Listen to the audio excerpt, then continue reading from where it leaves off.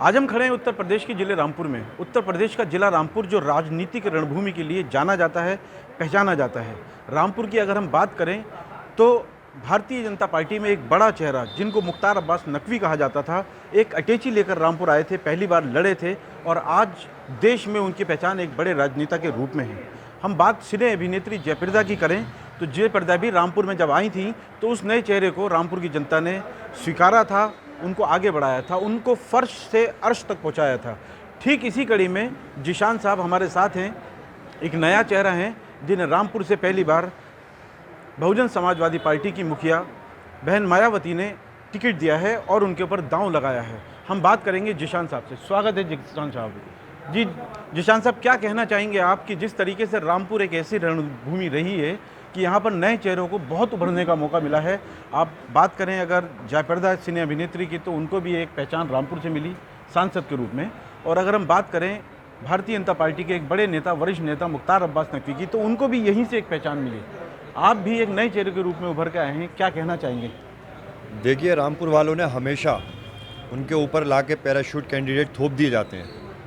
अब उनके बीच उनका बेटा आया है, उनका भाई आया है, तो अब वो बहुत मुतमईन है कि अब हमारे बीच का कैंडिडेट है जो हमारी सेवा करेगा।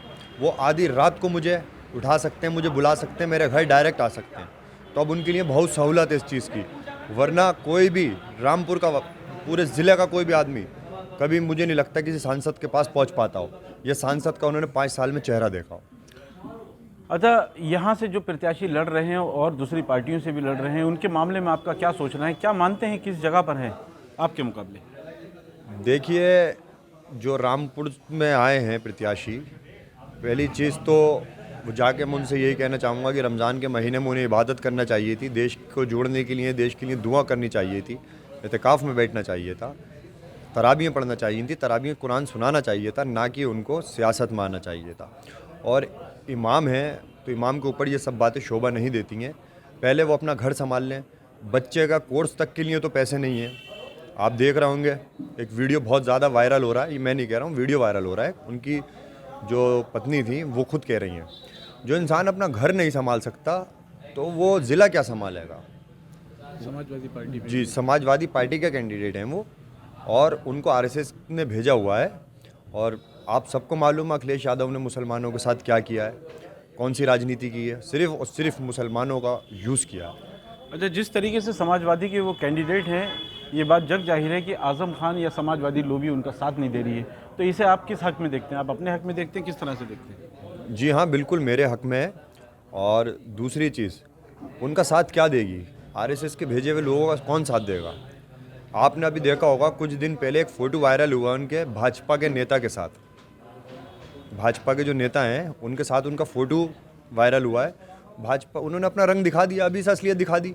अब मेरे रामपुर के वासियों को चाहिए, मेरे बुज़ुर्गों को, मेरे नौजवान साथियों को, मेरे भाइयों को, माता बहनों को, कि अभी समझ लें, अभी समझने का वक्त है उनके पास।